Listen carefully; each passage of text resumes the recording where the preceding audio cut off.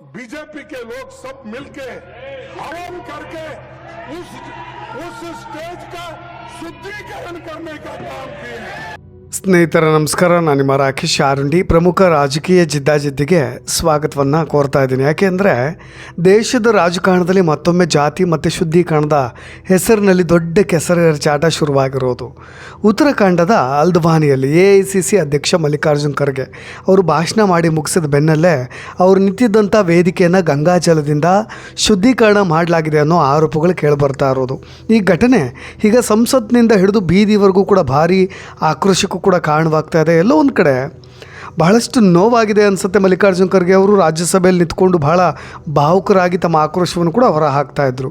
ಕಾಂಗ್ರೆಸ್ ಇದನ್ನು ದಲಿತ ವಿರೋಧಿ ಕೃತ್ಯ ಅಂತ ಹೇಳಿ ಕರೆದ್ರೆ BJP ಉಲ್ಟಾ ತಿರುಗೇಟನ್ನು ಕೂಡ ಕೊಡ್ತಾ ಇದೆ. ಈ ಕುರಿತಾದಂಥ ಕಂಪ್ಲೀಟ್ ರಿಪೋರ್ಟ್ ಏನಾಯಿತು ಅಂತ.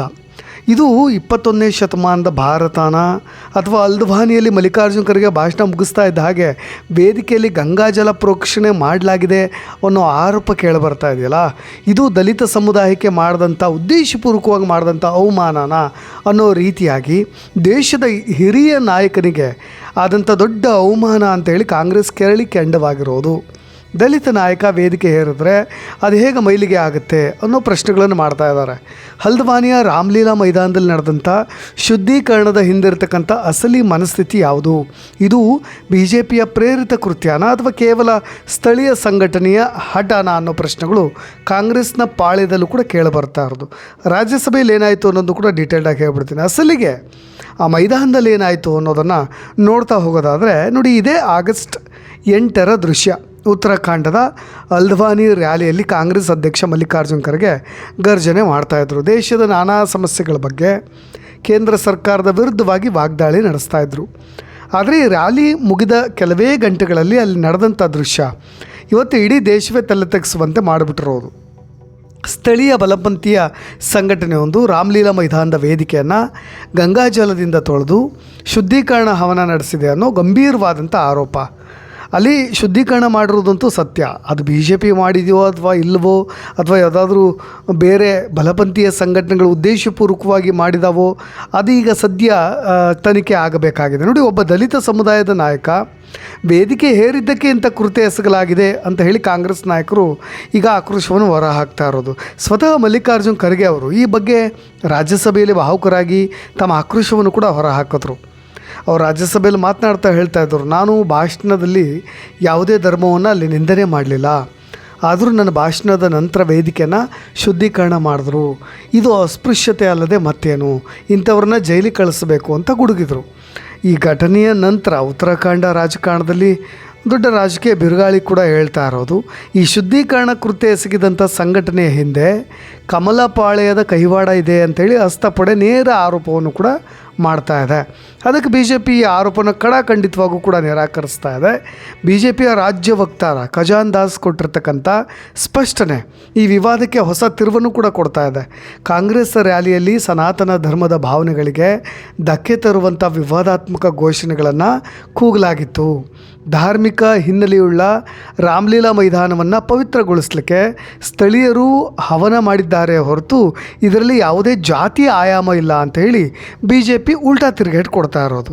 ಒಂದು ಕಡೆ BJP ನಾಯಕರ ಮತ್ತು ಕೇಂದ್ರ ಸಚಿವ JP ನಡ್ಡಾ ಕೂಡ ಇಂಥ ಕೃತ್ಯವನ್ನು ನಾವಾಗಲಿ ಬೆಂಬಲಿಸೋದಿಲ್ಲ, BJP ಕೆಲಸ ಅಲ್ಲ ಇದು, ಘಟನೆಯ ಬಗ್ಗೆ ನಾವು ಸಂಪೂರ್ಣವಾದಂಥ ತನಿಖೆಯನ್ನು ನಡೆಸ್ತೀವಿ, ಸತ್ಯಾಸತ್ಯತೆಯನ್ನು ಹೊರಗೆ ತರ್ತೀವಿ ಅಂತ JP ನಡ್ಡಾ ಅವರು ರಾಜ್ಯಸಭೆಯಲ್ಲೂ ಕೂಡ ಅದಕ್ಕೆ ಸಮರ್ಥನೆ ಕೊಡೋ ಕೆಲಸವನ್ನು ಮಾಡಿದ್ರು.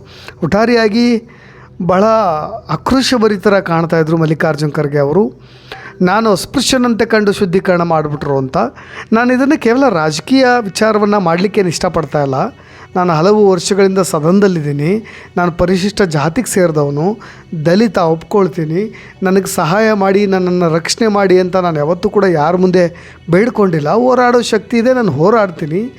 ಆದರೆ ನೀವು ನನ್ನನ್ನು ಅಸ್ಪೃಶ್ಯನಂತೆ ಕಾಣ್ತಾ ಇದ್ದೀರಿ, ಶುದ್ಧೀಕರಣ ಮಾಡ್ತೀರಿ, ಮತ್ತು ನನ್ನನ್ನು ಪದೇ ಪದೇ ಅವಮಾನಿಸ್ತೀರಿ ಅಂತ ಮಲ್ಲಿಕಾರ್ಜುನ್ ಖರ್ಗೆ ಅವರು ಹೇಳ್ತಾ ಇರೋದು. ನಡ್ಡಾ ಕೂಡ ಅದೇ ರಾಜ್ಯಸಭೆಯಲ್ಲಿ ತಕ್ಷಣಕ್ಕೆ ಪ್ರತಿಕ್ರಿಯೆ ಕೊಟ್ಟರು. ಇಂಥ ಚಟುವಟಿಕೆಗಳನ್ನು BJP ಏನು ಯಾವತ್ತೂ ಕೂಡ ಬೆಂಬಲಿಸಿಲ್ಲ. ನಮ್ಮೆಲ್ಲರಿಗೂ ಇಡೀ ದೇಶಕ್ಕೂ ಇದು ವಿಷಾದ. ತನಿಖೆ ನಡೆಸ್ತೀವಿ, ಆದರೆ ಖರ್ಗೆ ಸಾಹೇಬರು ಇದನ್ನು ಕೇಳಲಿಲ್ಲ. ನೀವು ಇದನ್ನು ಮಾಡಿದ್ದೀರಿ ಅಂತ ಹೇಳೋದು ಸರಿಯಲ್ಲ ಅನ್ನೋ ವಿಚಾರವಾಗಿ ಯಾವಾಗ ಜೆ ಪಿ ನಡ್ಡಾ ಅವರು ಹೇಳಿದ್ರು, ಇಲ್ಲ ಇದು ಉದ್ದೇಶಪೂರ್ವಕವಾಗಿ ಬಿ ಜೆ ಪಿನೇ ಮಾಡಿದ್ದು ಅನ್ನೋ ರೀತಿಯಲ್ಲಿ ಮಲ್ಲಿಕಾರ್ಜುನ್ ಖರ್ಗೆ ಅವರು ಮತ್ತೆ ಆಕ್ರೋಶಭರಿತರಾಗಿ ಮಾತನಾಡ್ತಾ ಇದ್ದರು. ಖರ್ಗೆಜಿ ಹೇಳಿದ್ದು ನಿಜಕ್ಕೂ ದುಃಖಕರ. ಕಾಂಗ್ರೆಸ್ ಪಕ್ಷಕ್ಕೆ ಮಾತ್ರ ಅಲ್ಲ, ನಮಗೆಲ್ರಿಗೂ ಕೂಡ ಇದು ದುಃಖದ ವಿಚಾರ. ಇದನ್ನು ನಾವು ಬೆಂಬಲಿಸೋದಿಲ್ಲ ಅಂತ ಎಷ್ಟೇ ಜೆ ಪಿ ನಡ್ಡಾ ಅವರು ಹೇಳಲಿಕ್ಕೆ ಟ್ರೈ ಮಾಡಿದ್ರೂ ಕೂಡ ಮಲ್ಲಿಕಾರ್ಜುನ್ ಖರ್ಗೆ ಅವರು ಅದನ್ನು ಒಪ್ಕೊಳ್ಳಿಕ್ಕೆ ತಯಾರಿರಲಿಲ್ಲ.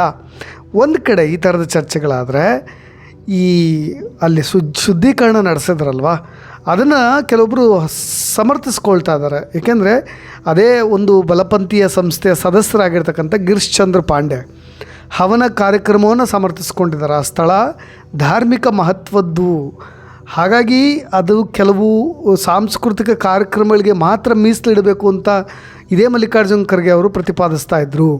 ರಾಮಲೀಲಾ ಮೈದಾನ ಧಾರ್ಮಿಕ ಮತ್ತು ಸಾಂಸ್ಕೃತಿಕ ಕಾರ್ಯಕ್ರಮಗಳಿಗೋಸ್ಕರ ಇರೋದದು, ಕೇವಲ ಸಾಂಸ್ಕೃತಿಕ ಕಾರ್ಯಕ್ರಮಗಳಿಗಲ್ಲ. ಅದನ್ನು ರಾಜಕೀಯ ಪಕ್ಷಗಳಿಗೆ ನೀಡಬಾರ್ದು ಅಂತ ಹೇಳಿರ್ತಕ್ಕಂಥ ಗಿರೀಶ್ ಪಾಂಡೆ ಅವರು ಮಲ್ಲಿಕಾರ್ಜುನ್ ಖರ್ಗೆ ಅವರ ಹೇಳಿಕೆಯನ್ನು ವಿರೋಧಿಸಿದ್ದಾರೆ. ಜೊತೆಗೆ ಆ ರ್ಯಾಲಿ ವೇಳೆ ಕೂಗಲಾದಂಥ ಕೆಲವು ಘೋಷಣೆ ಇಸ್ಲಾಮಿಕ್ ಘೋಷಣೆಗಳಂತೆ ಕೇಳಿಸಿದ್ವು ಅನ್ನೋ ಆರೋಪ ಕೂಡ ಇದೆಯಂತೆ. ಅದಕ್ಕೋಸ್ಕರವಾಗಿಯೇ ಮಲ್ಲಿಕಾರ್ಜುನ್ ಖರ್ಗೆ ಅವರು ಈ ಹಿಂದೆಯೂ ಕೂಡ ಕೊಟ್ಟಿದ್ದಂಥ ಹೇಳಿಕೆಗಳನ್ನು ಉಲ್ಲೇಖ ಮಾಡಿ ದೇಶಭಕ್ತ ಸಂಘಟನೆಗಳ ವಿರುದ್ಧ AICC ಅಧ್ಯಕ್ಷರು ಮಾಡ್ತಾ ಇರ್ತಕ್ಕಂಥ ಆರೋಪಗಳನ್ನು ತೀವ್ರವಾಗಿ ವಿರೋಧ ಮಾಡ್ತೀವಿ ಅನ್ನೋ ಥರದಲ್ಲಿ ಅವರು ಕೂಡ ಸಮರ್ಥಿಸ್ಕೊಳ್ತಾ ಇದ್ದಾರೆ.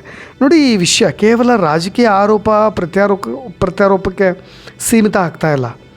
ನಾವು 2026 ಈ ಆಧುನಿಕ ಕಾಲದಲ್ಲಿದ್ದೀವಿ. ರಾಜಕೀಯ ಲಾಭಕ್ಕಾಗಿ ಜಾತಿ ಮತ್ತು ಧರ್ಮದ ಹೆಸರಿನಲ್ಲಿ ಇಂಥ ಘಟನೆಗಳು ನಡೀತಾ ಇರೋದು ನಿಜಕ್ಕೂ ವಿಷಾದನೀಯ. ಕಾಂಗ್ರೆಸ್ ರ್ಯಾಲಿಯಲ್ಲಿ ಘೋಷಣೆ ಕೂಗಿದ್ದೇ ನಿಜವಾಗಿದ್ದರೆ ಅದನ್ನು ಕಾನೂನು ಕ್ರಮ ಕೈಗೊಳ್ಬೋದಿತ್ತು. ಅದನ್ನು ಬಿಟ್ಟು ಶುದ್ಧೀಕರಣ ಹೆಸರಿನಲ್ಲಿ ಹಿರಿಯ ನಾಯಕನಿಗೆ ಅವಮಾನ ಮಾಡಿ ತಪ್ಪು ಅಂತ ಹೇಳಿ ಸಾರ್ವಜನಿಕ ವಲಯದಲ್ಲಿ ಒಂದು ರೀತಿಯಾದಂಥ ಅಭಿಪ್ರಾಯ ಕೇಳಿಬರ್ತಾ ಇರೋದು. ಆದರೆ ಅದೇ ವೇದಿಕೆಯಲ್ಲಿ ಇಸ್ಲಾಮಿಕ್ ಘೋಷಣೆಗಳನ್ನು ಕೂಗಿದಾಗ ಅದನ್ನು ವೆಲ್ಕಮ್ ಮಾಡೋ ರೀತಿಯಾಗಿ ಅನೇಕ ನಾಯಕರು ಕೂಡ ವರ್ತಿಸಿದರು ಅನ್ನೋ ರೀತಿಯಾಗಿ ಅವರು ಹೇಳ್ತಾ ಇರೋದು. ಒಟ್ಟಾರೆಯಾಗಿ ಸಂಸತ್ನಲ್ಲಿ ಸ್ವತಃ ಕೇಂದ್ರ ಸಚಿವರೇ ತನಿಖೆ ಭರವಸೆ ನೀಡಿರೋದರಿಂದ ಉತ್ತರಾಖಂಡ್ ಸರ್ಕಾರ ಯಾರ ವಿರುದ್ಧ ಕ್ರಮ ತೆಗೆದುಕೊಳ್ಳುತ್ತೆ ಅದು ಇನ್ನೂ ತೀವ್ರ ಕುತೂಹಲವನ್ನು ಮೂಡಿಸಿರೋದು. ಈಗ ರಾಜಕಾರಣದಲ್ಲಿ ಭಿನ್ನಾಭಿಪ್ರಾಯಗಳು ಬರೋದು ಸಹಜ, ಆದರೆ ಧಾರ್ಮಿಕವಾಗಿ ಅಥವಾ ಸಾರ್ವಜನಿಕ ವೇದಿಕೆಗಳಲ್ಲೇ ಈ ಥರದ ಶುದ್ಧೀಕರಣದ ನಾಟಕಗಳು ನಡೆದಾಗ ಸ್ವಲ್ಪ ಸಮಾಜದ ಸ್ವಾಸ್ಥ್ಯ ಕೂಡ ಕದಡು ಬಿಡುತ್ತೆ. ನಮಗೆ ಇದೇ ಹಲ್ದ್ವಾನಿಯ ರಾಮಲೀಲಾ ಮೈದಾನದಲ್ಲಿ ಹತ್ತಿದಂಥ ರಾಜಕೀಯದ ಕಿಡಿ ಸದ್ಯಕ್ಕೆ ಆರುತ್ತೋ ಬಿಡುತ್ತೋ ಗೊತ್ತಿಲ್ಲ. ಆದರೆ ಆರೋಪ ಸತ್ಯವೇ ಆಗಿದ್ದರೆ ತಪ್ಪಿತಸ್ಥರ ವಿರುದ್ಧ ಕಠಿಣ ಕ್ರಮ ಆಗಲೇಬೇಕು ಅನ್ನೋದು ದೇಶದ ಜನಸಾಮಾನ್ಯರ ಆಗ್ರಹ. ಈ ಮೇಲ್ಪಂಕ್ತಿ ಕೆಳಪಂಕ್ತಿ ಜೊತೆ ಮೇಲ್ವರ್ಗ ಕೆಳವರ್ಗ 21ನೇ ಶತಮಾನದಲ್ಲಿದ್ದೀವಿ. ಕಾಲ ಬದಲಾಗಿದೆ ಅಂತ ನಾವು ಭಾವಿಸ್ತಾ ಇದ್ದೀವಿ, ಟೆಕ್ನಿಕಲಿ ಇಂಪ್ರೂವ್ಡ್ ಆಗಿದ್ದೀವಿ. ಆದರೂ ಕೂಡ ಈ ರೀತಿಯಾಗಿ ತಮ್ಮ ರಾಜಕೀಯ ಕೆಸರಾಚಾಟದಲ್ಲಿ ಬೇರೆಯವ್ರಿಗೂ ಕೂಡ ಅದೇ ದಲಿತರ ಮನಸ್ಸಿನಲ್ಲೂ ಕೂಡ ಬೇರೆ ರೀತಿಯಾದಂಥ ಅಭಿಪ್ರಾಯಗಳು ಮೂಡುವಂತೆ ಮಾಡಬಾರ್ದು ಅನ್ನೋ ಒಂದು ಅಭಿಪ್ರಾಯ ಸಹಜವಾಗಿ ನನಗೆ ಮೂಡುತ್ತೆ. ನಿಮಗೇನು ಅನಿಸುತ್ತೆ? ಮಲ್ಲಿಕಾರ್ಜುನ್ ಖರ್ಗೆ ಅವರ ವಿರುದ್ಧವಾಗಿ ಇದು ಮಾಡಿರೋದು ಸರಿ ಅನಿಸುತ್ತಾ? ಇದನ್ನು ಹೇಗೆ ನೀವು ಸಮರ್ಥಿಸ್ಕೊಳ್ತೀರಿ? ಅದನ್ನು ನೀವು ಕಮೆಂಟ್ಸ್ ಮುಖಾಂತರ ತಿಳಿಸ್ಬೋದು ಅಂತ ಹೇಳ್ತಾ, ನಿರಂತರ ಸುದ್ದಿಗಳಿಗೋಸ್ಕರ ಅವನಿಯಾನ ಚಾನಲ್ನ ನೋಡ್ತಾ ಇರಿ. ಮುಂದಿನ ವೀಡಿಯೋದಲ್ಲಿ ಸಿಗೋಣ. ನಾನು ನಿಮ್ಮ ರಾಕೇಶ್ ಆರುಂಡಿ. ಧನ್ಯವಾದ.